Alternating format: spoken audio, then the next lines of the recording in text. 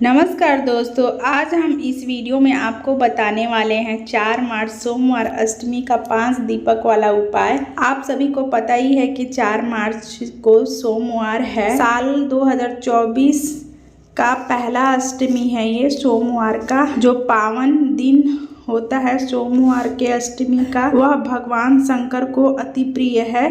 यह ऐसा दिन होता है जिस दिन उपाय करने से महादेव बहुत ही जल्दी प्रसन्न होते हैं और उसे बहुत जल्दी पूरा करते हैं। इस दिन भोलेनाथ प्रसन्न मुद्रा में रहते हैं। साथ ही में दोस्तों, हम आपको बता दें कि साल में बहुत ही कम सोमवार की अष्टमी पड़ती है। इस तिथि का भोले के भक्त बहुत बेसब्री से इंतजार करते हैं। तो हम आपको 5 दीपक वाला उपाय बताने वाले हैं। 5 दीपक वाला उपाय करने से मनोवांछित फल बहुत शीघ्र मिलता है। सोमवार की अष्टमी पड़ रही है 2024 में 4 मार्च को। हम सभी के पास बहुत ही अच्छा मौका है 5 दीपक का उपाय करने के लिए। सोमवार की अष्टमी तिथि के दिन शिवलिंग के आसपास 64 योगिनियां विराजमान होती हैं। इस दिन मंदिर में सभी देवी देवता मौजूद होते हैं। इस दिन इस वीडियो के अनुसार बताए गए उपाय करने से आप अपने जीवन को सुखमय बना सकते हैं। सभी लोगों को 5 दीपक वाला उपाय अवश्य ही करना चाहिए। अब यह 5 दीपक वाला उपाय आखिर करना कैसे है, हम आपको बताने जा रहे हैं। तो सभी लोग ध्यान से अवश्य ही सुने। इस उपाय को करने से जीवन की सारी मनोकामना पूर्ण हो जाती है। कैसा भी दुख हो, धन संबंधी सभी महादेव जल्द ही पूरा कर देते हैं। तो सबसे पहले समझते हैं कि 5 दीपक वाला उपाय कितने बजे करना है, कैसे करना है, किनको करना है। 5 दीपक वाला उपाय घर का कोई भी सदस्य कर सकता है, चाहे बहू, बेटी, माँ, बहन या कोई पुरुष करना चाहे तो वो भी कर सकते हैं। ये समय शाम के समय प्रदोष काल में घर में मौजूद हो और वो पूजा पाठ को अच्छे से समझता हो। तो इस उपाय में ज़्यादा सामग्री नहीं लगने वाला है, बहुत ही कम सामग्री में ही ये उपाय हो जाएगा। अब हम आपको बता दें कि किस समय पर यह उपाय करना है। तो दोस्तों, आप सभी को तो पता ही है कि दीपक वाले जितने भी उपाय होते हैं वह सभी शाम के समय ही किए जाते हैं या रात्रि में किए जाते हैं। दीपक वाले उपाय करने के लिए प्रदोष काल में दीपक का उपाय करना या कोई भी शिवलिंग पे कोई भी चीज़ हम चढ़ा रहे हैं या कोई भी उपाय कर रहे हैं तो प्रदोष काल में करना अति शुभ होता है। बहुत सारे लोगों को प्रदोष काल समझ नहीं आता कि कितने बजे से कितने बजे का समय प्रदोष काल होता है। तो हम आपको बता दें कि प्रदोष काल सूर्यास्त से 45 मिनट पहले प्रारंभ होकर सूर्यास्त के 45 मिनट बाद तक होता है। यानी कि आप 5:20 से 6:40 तक, या अगर आप इस समय पे मौजूद नहीं हैं, घर में कहीं बाहर गए हैं या ऑफिस गए हैं, किसी भी काम से बाहर गए हैं, तो आप इस उपाय को 8 बजे रात्रि तक आप कर सकते हैं। अगर भोलेनाथ का कोई भी उपाय हम प्रदोष काल में करते हैं तो बहुत ही शुभ होता है, बहुत ही फलदायी होता है।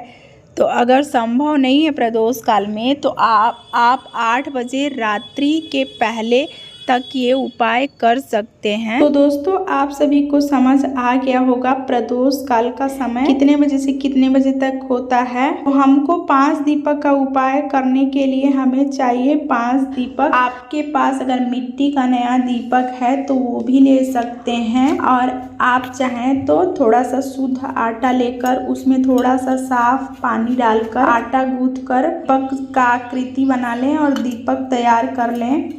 अब सभी के पास मिट्टी का दीपक मौजूद नहीं होता है, घर में आटा सभी के होता है, तो आसानी है आटे का दिया बनाने में। तो हमें अब आटे का दिया बना के रख देना है अपने पूजा के थाली में, और इसे आटे को गूंथते समय सिर्फ पानी का ही इस्तेमाल करना है और कुछ नहीं डालना है इसमें। तो अब सवाल ये है कि दीपक लंबी बाती का रहेगा कि गोल बाती का। तो दोस्तों, आपको बता दें कि महादेव जी के लिए हमेशा गोल बाती का प्रयोग करना चाहिए। अगर आपके पास समय हो और आपसे संभव हो तो आप रुई से घर में ही गोल बाती तैयार कर लें दीपक जलाने के लिए। अगर हम किसी विशेष दिन पर अपने हाथों से पूजन सामग्री तैयार करते हैं तो अत्यंत फलदायी होता है। आप चाहें तो मार्केट का भी बाती ले सकते हैं। दीपक आटे का बना लिया 5 और हम बाती भी तैयार कर लिए। तो अब ये सवाल उठता है कि हमें कौन सा तेल लेना है कि घी लेना है। तो दोस्तों हमें यहाँ लेना है गाय का देसी घी। हम हमेशा से बोलते आए हैं कि आप अपने घर में खुद घी तैयार कर लें। गाय का दूध लेकर उसमें जो भी रोज मलाई निकलता हो उसको थोड़ा थोड़ा रखते जाएं और उसे जो है मथ के गैस पे जला लें तो घी निकल जाएगा आसानी से। उस घी से पूजा करते हैं तो बहुत ही शुभकारी होता है, क्योंकि वो हम शुद्ध अपने हाथों से बनाए हैं। मार्केट का घी मिलावटी होता है, तो कोशिश अवश्य करें कि घर में ही घी तैयार कर लें। अब इस दीपक में घी को डालकर एक एक गोल बाती जो हमने 5 दिए तैयार किए हैं उसमें डाल लें। सवाल उठता है कि कहाँ कहाँ रखना है, 5 दिया कहाँ कहाँ जलाना है। तो ध्यान से सुने, आप शाम 5 बजे से ही तैयारी करके रख लें ताकि समय से हम प्रदोष काल में जो है वो दिया जला सकें। पूजा सामग्री में थोड़ा चावल के दाने भी रख लें या फूल की पंखुड़ी रख लें। ध्यान रहे कि जिन जिन जगहों पे हम दिया प्रज्वलित कर रहे हैं तो दिया के नीचे थोड़ा सा अक्षत या फूल का पंखुड़ी अवश्य रखें और अपने पूजा सामग्री में माचिस अवश्य रख लें, क्योंकि अगर हम दूसरों का माचिस इस्तेमाल करते हैं तो हमें पूजा का फल नहीं मिलता है। तो आपको 5 अलग अलग स्थान पर दिया जलाना है। पहला दिया जो है वो शिव जी के मंदिर में जलाना है। तो इस उपाय को करने के लिए सोमवार अष्टमी के दिन सुबह अच्छे से स्नान करके साफ सुथरे वस्त्र पहन लें। शाम के समय केवल हाथ पैर धोकर आप यह उपाय कर सकते हैं। शाम को प्रदोष काल में पहुंच जाएं शिवालय। 5 दीपक में से केवल एक दीपक को जलाकर शिवलिंग के पास रखें व नीचे चावल या फूल का पंखुड़ी रखकर अपनी मनोकामना अवश्य बोले महादेव से। शिवलिंग के पास अब हमें